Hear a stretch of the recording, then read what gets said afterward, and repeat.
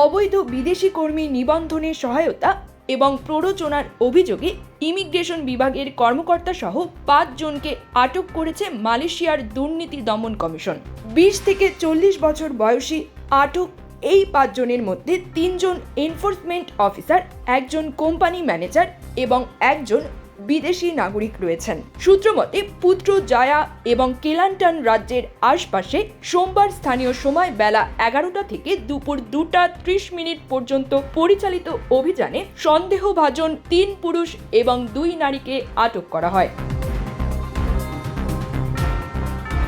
কমিশনের প্রাথমিক তদন্তে 3 জন এনফোর্সমেন্ট অফিসার বিদেশি কর্মী নিবন্ধনের আবেদনের জন্য প্রায় 50 থেকে 60 হাজার রিঙ্গিত ঘুষ নিয়েছেন।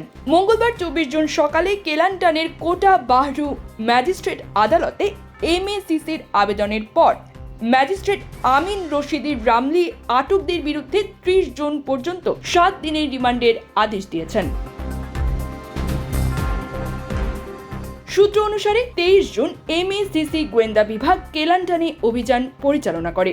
এ সময় বেশ কয়েকজন ইমিগ্রেশন বিভাগের কর্মকর্তা জড়িত সিন্ডিকেট কার্যকলাপ উন্মোচন করা হয়, যারা আরটিকে প্রোগ্রামের অধীনে বিদেশি কর্মীদের নিবন্ধনের প্রক্রিয়ায় অবৈধভাবে এবং প্রতিষ্ঠিত পদ্ধতির বিপরীতে বিদেশি এজেন্টদের সাথে যোগ সাজশের সন্দেহে ছিলেন।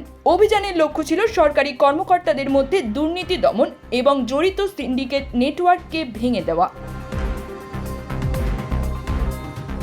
গোয়েন্দা বিভাগের সিনিয়র পরিচালক এমএসিসির দাতুক ইদ্রিস জাহারুদ্দিন আটকের বিষয়টি নিশ্চিত করেন এবং বলেন, আটকদের বিরুদ্ধে 2009 সালের এমএসিসি আইনের 17 এর এ ধারার অধীনে তদন্ত করা হচ্ছে। সংশ্লিষ্ট একাধিক সূত্রে জানা গেছে, গত আরটিকে প্রোগ্রাম চলাকালীন অবৈধ অভিবাসীদের বৈধতা দেওয়ার নামে দেশি বিদেশি এজেন্ট অভিবাসীদের সঙ্গে প্রতারণা করেছেন। তাদের খুঁজে বের করে আনতে মাঠে কাজ করছে এমএসিসি।